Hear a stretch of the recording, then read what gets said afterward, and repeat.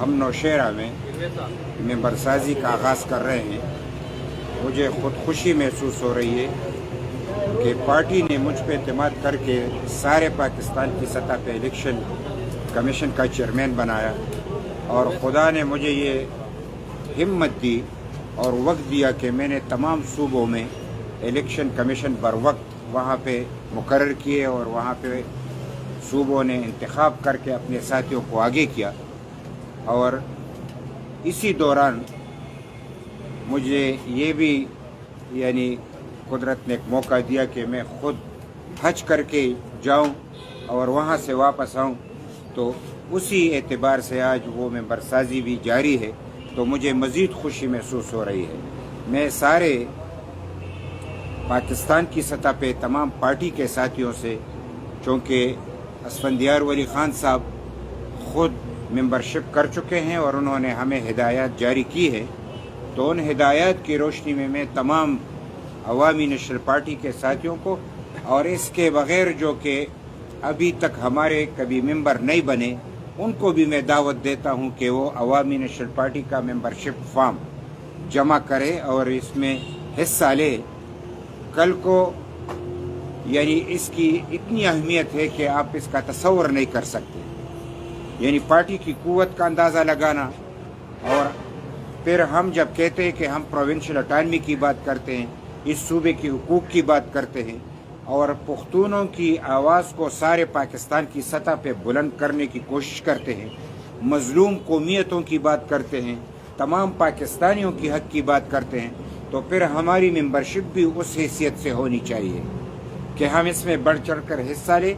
जितनी मेंबरशिप ज़्यादा होगी इतनी हमारी वक़्त ज़्यादा होगी और हमारी कदर व मंज़लत भी ज़्यादा होगी।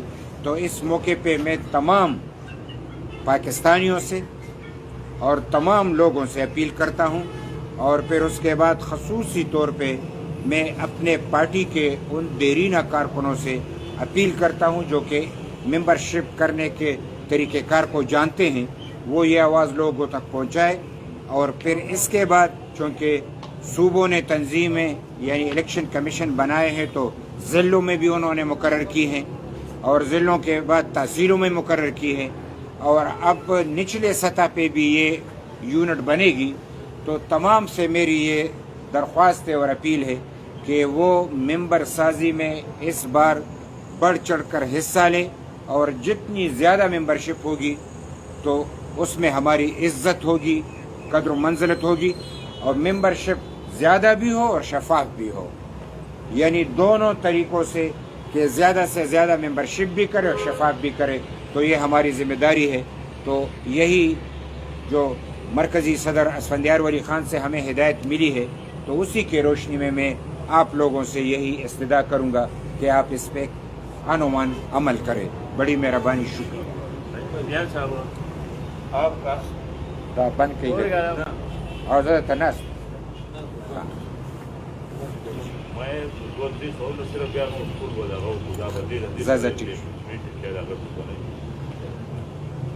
आपका कितना अंदाज़ा रहे कि आप बरसाती का आपने अंदाज़ा लगाया है कि कितने होंगे, कोई तखमीना है आपका? तो ये तो लोगों पे डिपेंड करता है। हम तो ये नहीं समझते कि कितना होगा कितना नहीं होगा, लेकिन हर बार 10 लाख और इसके करीब हमारी मेंबरशिप हो जाती है। लेकिन हम कोशिश करेंगे कि इस दफ़ा उससे ज़्यादा हो। यानी मैं तो जब आपसे बात कर रहा हूँ तो सिर्फ खैबर पुख्तनख्वा की बात नहीं कर रहा, मैं तो सारे पाकिस्तान की सतह पे बलूचिस्तान की भी बात कर रहा हूँ, वहाँ पे हम सिंध की भी बात कर रहे हैं, सराय की सूबे की भी बात कर रहे हैं, और अभी हमने इस्लामाबाद में भी एक यूनिट बना रखी है, तो उनसे भी हमने यानी उसके हवाले से मैं बात कर रहा हूँ। तो सारे पाकिस्तान में खुदा के फजल करम से बहुत बड़ी तादाद होगी, और जो भी तादाद होगी तो फिर आपके सामने ले आएंगे। निगरान वज़ीर आज़म के बारे में इन मुद्दों में हो रही है, आपके साथ उसका राबता है कि आप में अपने राय देंगे? देखो, आप तो चूँकि वज़ीर आज़म साहब के हवाले से बहुत सारे नाम आ रहे हैं, बहुत सारे नामों के हवाले से मीडिया पे भी गुफ्तगू हो रही है। अभी किसी एक नाम को फाइनल नहीं किया गया है, और ये चूँकि बड़ों का اسلام آباد میں اس پہ خود وہ مل بیٹھ کے بات کر رہے ہیں. تو جو بھی سامنے آئے گا تو پھر آپ کو بھی پتہ ہو اور میڈیا پہ بھی نام آ جائے گا. ابھی تک فائنل نہیں ہوا تو کسی کا نام لینا مناسب نہیں. ایسے ملک میں امن و امان کے حوالے سے بات کریں کہ وہ آج بھی شدت پسندوں نے جو وادی طیرہ میں حملہ کیا اس میں 2 جوان شہید ہوئے اور باجوڑ کے حوالے سے اس حوالے سے پولیس کے 2 جوان تھے. دیکھو ایسا ہے کہ یہ تو ایک یعنی غور طلب مسئلہ ہے. یہ ایسا نہیں ہے کہ آج دہشت گردی ہو رہی ہے. دہشت گردی تو 40 سالوں سے ہو رہی ہے اور 40 سال سے ہم مر کٹ رہے ہیں. لیکن ایک وقفہ بیچ میں آیا, تھوڑا سا وقفہ تھا کہ جب افغانستان میں اشرف غنی صاحب کی حکومت ختم ہوئی اور موجودہ لوگوں کی حکومت بنی تو اس دوران ذرا خاموشی چھا گئی. لیکن بدقسمتی سے ہمارے یہاں کے لوگوں نے ایک معاہدے کے تحت, جو کہ معاہدہ نہیں ہونا چاہیے تھا, نہ یہ ان کو اختیار تھا, ان دہشت گردوں کو لے کے آئے جو کہ 40,000 تھے اور وہ پابند سلاسل تھے, اور ایک معاہدے کے تحت ان کو لائے اور اس صوبے میں ان کو کھلا چھوڑ دیا. یعنی دہشت گردوں کو سزا ملنے کے بجائے ان کو کھلا چھوڑ کے آپ نے خود دیکھا کہ سوات میں انہوں نے ڈی ایس پی کو وہاں پہ یعنی یرغمال بنایا, ایک ہمارے فوجی ساتھی کو یرغمال بنایا, اور پھر ان کو پکڑ کے ان سے ویڈیو کیسٹ بنایا گیا اور سارے پاکستان دنیا کو انہوں نے نشر کر دیا کہ دہشت گرد دوبارہ آئے ہیں, اور ان کو وہ جگہ دوبارہ ملی ہے جن جگہوں سے ان کو خالی کیا گیا تھا. یعنی جیل گئے تھے, ان کو سزا ہونی چاہیے تھی, سزا کے بجائے ان کو کھلا چھوڑ دیا اور اس سے اثر دہشت گردی شروع ہوئی. تو اگر ہم بات کرنا چاہتے ہیں تو جن لوگوں نے جعلی معاہدے کے تحت, میں جعلی اس لیے کہوں گا کہ قوم سے نہیں پوچھا گیا, پارلیمنٹ سے نہیں پوچھا گیا, یعنی پارلیمنٹ میں ڈسکس کیے بغیر ایک ایسا معاہدہ کیا گیا جس کے یعنی دہشت گردوں کے لیے راہ ہموار کی گئی. تو اس بنیاد پہ ہم اس کی یعنی مذمت بھی کرتے ہیں, اور اگر سزا دینی ہے اور دہشت گردی کا خاتمہ کرنا تو ان لوگوں کو شامل کیا جائے جنہوں نے معاہدہ کیا, کیوں کیا, کس سے کیا, کیوں کر کیا. پہلی بات تو یہ ہے, اب جو یہ دہشت گردی ہے, ایک زمانہ تھا کہ ہم سنتے آ رہے تھے کہ القاعدہ ہے, اور القاعدہ کے لیے اسامہ بن لادن اور اس کی بڑی تنظیم تھی, نام لیا جا رہا تھا کہ وہ افغانستان میں ہے, ادھر ہے, ادھر ہے. آخر میں پتہ چلا کہ وہ ایبٹ آباد میں ہے, اور ایبٹ آباد میں ہی اس کو نشانہ بنایا گیا. تو آپ اندازہ کریں کہ دنیا کا سب سے بڑا دہشت گرد, جن کو لوگ کچھ اور نام بھی دیتے ہیں, وہ ہمارے سرزمین پہ تھا. تو اس سرزمین پہ دہشت گرد کو کون لایا, کس نے پناہ دی, اور پھر جب وہ مارا گیا تو اس کا پتہ کیوں نہیں چلا, اور ابھی تک اس کی تحقیق کیوں نہیں ہوئی. لہذا اگر یہاں پہ دہشت گرد رہتے ہیں تو دنیا جب دہشت گردوں کو نشانہ بنائے گی تو پہلے ہمیں بنائے گی نا. تو ہم تو ایسے وقت میں پھنس گئے ہیں کہ دہشت گردی کا خاتمہ ہوگا تو اس میں بھی ہم مریں گے, دہشت گرد ہوں گے تو تب بھی ہم مریں گے. یہ پالیسی ختم ہونی چاہیے.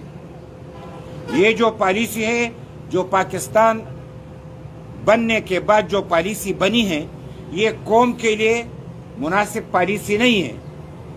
یہ سپر پاور کے لیے بنائی جاتی ہے. ہم سمجھتے ہیں کہ آزاد خارجہ پالیسی ہو اور اندرونی پالیسی یہ ملک کے لیے ہو اور امن کے لیے ہو اور اس دھرتی کے لیے ہو. لہذا موجودہ پالیسی کو ہر صورت میں تبدیل کرنا ہے. پھر اسامہ کے بعد انہوں نے کہا کہ طالبان ہے, طالبان آئے. پھر انہوں نے کہا یہ افغان طالبان ہے, یہ پاکستان طالبان ہے. یہ عجیب سی بات ہو گئی کہ افغانستان میں تو وہ یہ کہہ رہے تھے کہ ہم وہاں پہ یعنی حکومت کے خلاف لڑ رہے ہیں, تو پاکستان کے طالبات کس کے لیے لڑ رہے تھے, یہ کس نے بنایا, اس کی بھی تحقیقات ہونی چاہیے. آج بھی اس نام پہ ہیں تو کیوں کر رہے ہیں. یعنی ہمارے پاکستان میں اگر آج ہم یہ دیکھ رہے ہیں تو افغانستان کی پڑوس میں تو روس بھی ہے, اس کے پڑوس میں تو ایران بھی ہے، اس کے پڑوس میں تو ازبکستان اور تاجکستان بھی ہے، اس کے پڑوس میں تو چین بھی ہے، اور سیکنڈ پڑوس میں ہندوستان بھی ہے، تو کہیں اور پہ ان کی یہ تنظیم نہیں ہے۔ تو اگر ہم پڑوس میں ہے تو اس کا یہ مطلب ہے کہ یہاں اس کی تنظیم ہوگی۔ یہ اگر تنظیم ہوگی، اور طالبان نے وضاحت کیوں کی کہ یہ ہم نے نہیں کیا ہے، ہم تو اس سے ہمدردی کا اظہار کرتے ہیں، اس کا مطلب یہ کہ یہاں پہ متحرک گروپ دہشت گردوں کی بھی ہے، کبھی ہمیں ایک نشانہ بنائے گا، کبھی دوسرا بنائے گا۔ دہشت گرد ہے، دہشت گرد کے خلاف کارروائی ہونی چاہیے، اس میں اچھے اور برے کی تمیز نہیں ہونی چاہیے، اور دہشت گرد جہاں کہیں بھی ہو تو ان کا خاتمہ ہونا چاہیے۔ لہٰذا موجودہ جو دہشت گردی کا واقعہ ہوا ہے، ہم اس کی مذمت کرتے ہیں۔ یہ تو جمعیت علماء اسلام کے یعنی ایک پروگرام تھا، اس میں ہوا، چاہے یعنی جمعیت علماء اسلام پہ دھماکہ ہو، جماعت اسلامی پہ دھماکہ ہو، پیپلز پارٹی پہ دھماکہ ہو، پی ٹی آئی پہ دھماکہ ہو، کسی بھی پارٹی پہ دھماکہ ہو، یہ دہشت گردی ہے۔ ہم باچا خان کے سپاہی ہیں، ہم اس کی مذمت کرتے ہیں اور کسی طور دہشت گردی یہاں پہ نہیں چاہتے۔ اب یہ دہشت گردی کیوں ہو رہی ہے؟ ایک تو ان کی متحارب گروپیں ہیں، یہ گروپیں ختم ہونی چاہیے، پاکستان کو ایک گروپ کا ساتھ نہیں دینا چاہیے، دہشت گردوں کا ہر صورت خاتمہ ہونا چاہیے۔ اب یہ جو دہشت گرد کہہ رہے ہیں کہ یہ امریکہ نے بنایا، تو طالبان سے قطر میں مذاکرات کس نے کیے؟ طالبان نے کیے نا۔ تو یہ افغانستان کی حکومت بنی تو یہ بھی تو امریکہ کے مذاکرات سے ہوئے۔ تو یہاں پہ طالبان بھی امریکہ سے مذاکرات کرتے، داعش بھی اس نے بنائے، تو آپس میں لڑنے کے بجائے ہمیں مار رہے ہیں، ہمارا اس میں کیا قصور ہے؟ ہم سمجھتے ہیں کہ امریکہ نے جو کچھ کیا ہے وہ پہلے بھی غلط تھا، اس نے یہاں پہ خون اور آگ کا کھیل کھیلا ہے اور پختون سرزمین پہ کھیلا ہے، اور ایک بار پھر اس کھیل کو تازہ کرنے کے لیے داعش کے ذریعے یہ کام کرے۔ کیوں کر رہا ہے؟ اس لیے کر رہے کہ سی پیک بن رہا ہے۔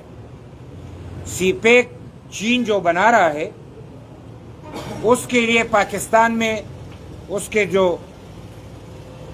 یعنی منصوبے ہیں اس پہ عمل جاری ہے۔ ایران میں بھی انہوں نے منصوبوں کا آغاز کر دیا ہے۔ اس میں ایران اور ہند یعنی سعودی عرب کا آپس میں جو ایک اختلاف تھا، چین نے مل بیٹھ کے ان کا خاتمہ کیا اور سفارتی انقلاب لے کے آیا۔ آج سعودی عرب اور ایران ایک ہیں، وہ ایک دوسرے سے جڑے ہوئے ہیں۔ اس کا مطلب یہ ہے کہ افغانستان میں بھی سی پیک جا رہا ہے، پاکستان میں بھی سی پیک پہ کام ہو رہا ہے، اور گوادر میں بھی یعنی مڈل ایسٹ سے ان کا رابطہ ہوگا، اس طرح ایران سے بھی ہوگا، اور چین نے روس سے بھی تعلقات قائم کر کے ریلوے لائن جو ہے سی پیک کا، اس کے لیے بھی انہوں نے معاہدہ کر رکھا ہے۔ لہٰذا یہ تمام ممالک یعنی سعودی عرب بھی اس میں شامل ہوا، ساتھ میں ایران بھی، ازبکستان، تاجکستان بھی، روس بھی، چین بھی اور پاکستان بھی۔ تو جب افغانستان بھی ساتھ ہو تو یہ تو امن ہوا۔ یعنی سی پیک کے لیے تو پھر حفاظت کرنا ہوگا، تو جب اس کی حفاظت ہوگی تو امن ہوگا۔ تو آج ہمارے خطے میں لوگ اس امن کو بھی برداشت نہیں کر رہے۔ آج امریکہ نہیں چاہ رہا کہ سی پیک ہو، تو امریکہ نے داعش کو یہاں پہ اس لیے طاقتور بنانے کی کوشش کی ہے کہ دہشت گردی ہو تو سی پیک بھی نہیں بنے گا اور پختون بھی یہاں پہ نہیں ہوں گے، پختون کی دولت پر قبضہ کریں گے۔ یہ ایک بڑی سازش ہے، بین الاقوامی سازش ہے، اور پختونوں کو چاہیے خصوصی طور پہ، میں سارے پاکستانیوں کو سے کہوں گا کہ وہ اتحاد اور اتفاق کرے اور اس دہشت گردی کے خاتمے کے لیے میدان میں ایک ہو۔ جس طریقے سے ہم نے 20 نکاتی جنڈا بنا کے نیشنل ایکشن پلان پہ متحدہ ایک اپنی پالیسی بنائی، اس پہ ایک ہونا چاہیے۔ اور پھر میں پختونوں سے گزارش کروں گا کہ اس میں اگر ہم ایک نہ ہوئے تو جس طرح آج جمعیت علماء اسلام پہ وار ہوا ہے تو ہم ان کے لیے آواز اٹھا رہے ہیں۔ جس طریقے سے علی مسجد پہ یعنی خدا کے مسجد کو شہید کیا گیا، खुदा के घर को शहीद किया गया, कुरान शरीफ को वहाँ पे शहीद किया गया, वहाँ पे पुलिस के एडिशनल एसएचओ को शहीद किया गया। इस तरीके से हमें उसकी भी मजम्मत करनी चाहिए। आज जो सिक्योरिटी एजेंसियों पे हमला हुआ है उसमें 2 शहीद हुए, हम उसकी भी मजम्मत करते हैं। और बलोचिस्तान में भी टारगेट किलिंग में हमारे 2 साथी शहीद हुए, हम उसकी भी मजम्मत करते हैं। लेकिन इसके लिए तमाम कुव्वतों को इकट्ठा होना होगा और हम सबको ये आवाज़ देते हैं कि दहशतगर्दी के खात्मे के लिए एक होना है, अमन का क़याम लाना है। और ये हमारा सबसे पहले एजेंडा था, बादशाह खान का यही एजेंडा था कि अदम तशद्दुद की बुनियाद पे हम यहाँ पे अमन कायम करेंगे और प्यार और मोहब्बत से अमन कायम करके जीने के लिए रास्ता हमवार करेंगे। यही है। अगर इसका नोटिस नहीं लिया गया तो हम तमाम जिम्मेदार है, लेकिन रियासत जिम्मेदार है, हुकूमत जिम्मेदार है। अमन का क़याम हुकूमत का काम है। अगर अमन कायम नहीं होता तो हुकूमत और रियासत इसकी जिम्मेदारी लेगी और उनको चाहिए कि पेशरफ्त करे और इसका खात्मा करे। यहाँ से एक मुख्तसर सवाल है। 9 मई को पाकिस्तान तहरीक इंसाफ के कारकुनों ने फौजी तनसीबात पर हमला किया और इस तनाजुर में हज़ारों पीटीआई के कारकुन वो जेलों में पड़े हुए हैं। इसके लिए वह आवाज़ उठाने वाला कोई भी नहीं है।